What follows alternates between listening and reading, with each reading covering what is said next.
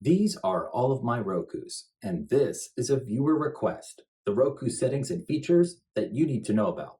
Number 1, program personal shortcuts.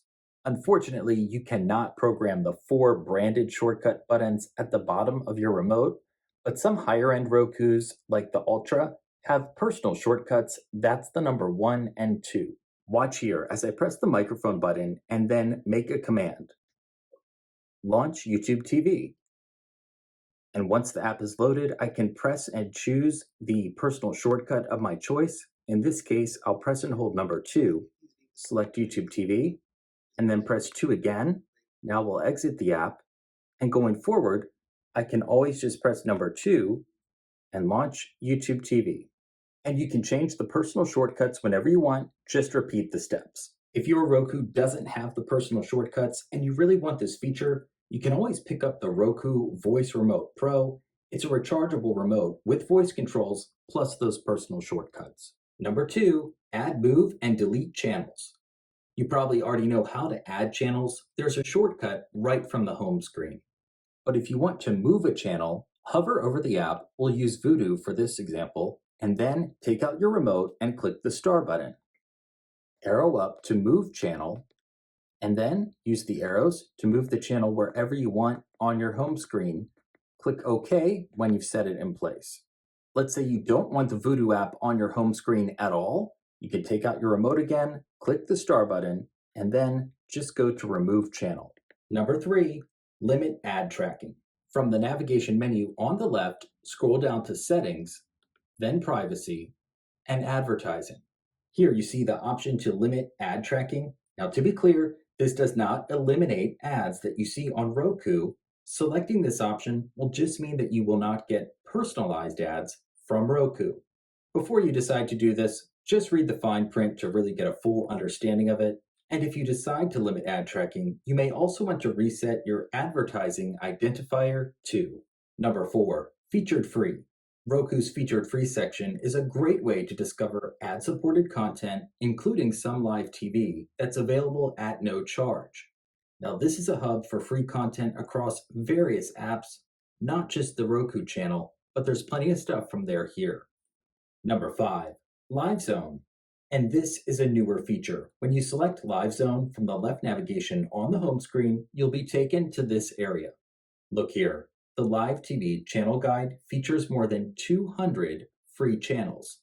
But if it's cable TV networks that you're looking for, those require a subscription, and LiveZone has shortcuts to cable TV alternatives, the ones that I talk a lot about here on this channel. Number 6, find things faster. Featured free and LiveZone, those are great for browsing, but search is much faster if you know what you're looking for. Of course, you can type using your keyboard on your TV or use the Roku app on your phone. But if your Roku supports voice search, even better. Press and hold the microphone button that's right in the center and then make your command. The Office. There's The Office, and when I click OK, I'll see the app needed to stream it. Number 7, voice commands. Many newer Roku devices support voice commands. I'm back in the YouTube TV app to explain, and this app does not display the time, but you can use that microphone button once again and ask, what time is it? It's 12:27 p.m.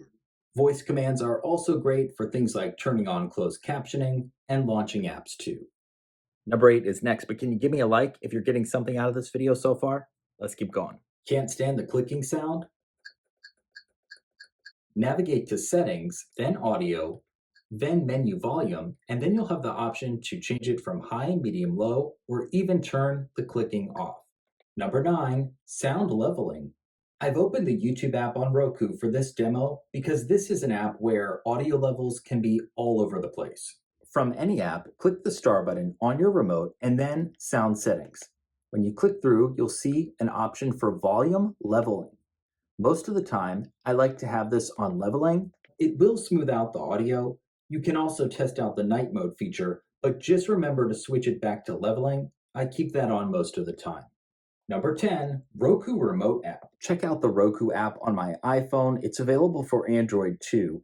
And you can download this app. It comes in handy if you lose your remote or maybe the batteries go dead, because look at the bottom of the screen, you see an option for a remote. And when I click on that, a remote pops up, and you can use this just like your normal Roku remote to control your Roku. Some people, in fact, even like this better because of the big buttons on the mobile remote. Number 11, private listening. Here's another use for that Roku app. I'm back here on the remote, but if I toggle to the settings that's in the upper left, you'll see there's an option for private listening. I can toggle that on, and then I'll be able to listen through my phone, but watch on my TV set. And as an alternative, some Roku remotes have headphone jacks built in on the left side so that you can listen privately and not disturb the people around you. If your Roku doesn't have this, that may be another reason to try out the Voice Remote Pro. Number 12, instant replay. Did you miss something? Just want to see it again? I'm in the Discovery Plus app at the moment, and I'm going to use the instant replay function. It's this button to the left of the microphone, and then it goes back 10 seconds to replay the video. If you want to see captions for instant replays, go to Settings, Accessibility, and Captions mode, then select On Replay. Number 13, declutter the home screen. I talked earlier about adding, moving, and removing apps, but this is different. See all of these shortcuts on the left navigation of the home screen? Things like Featured Free, Live TV, plus Movie Store and TV Store. You can actually hide some of these shortcuts if you want to. Just go to Settings, Home Screen, and then you'll see a list of the ones that you can hide. For example, I never use the My Offers section, so I'm just going to switch that to Hide. And then it's no longer displayed on my home screen. Number 14, change your screensaver. If you're tired of the same old Roku theme, there's a solution. We'll go back to Settings, then Theme, and browse our options. Each theme that you see here has unique wallpaper, screensaver, and sounds too. I'll swap out the default theme for Jungle and take a look at it now. And if you don't like the changes you made, you can always go right back to the factory default. Number 15, guest mode. This is great if you've got guests staying over at your house. I'm making my way to Settings, down to System, and then Guest Mode. Once you activate Guest Mode, your visitors can log in and use their own subscriptions, but with your device. It's a great way to let your guests share your Roku device, but not account credentials and any subscriptions that you may have. Got anything to add? I'll be checking your comments below, and I thank you for watching.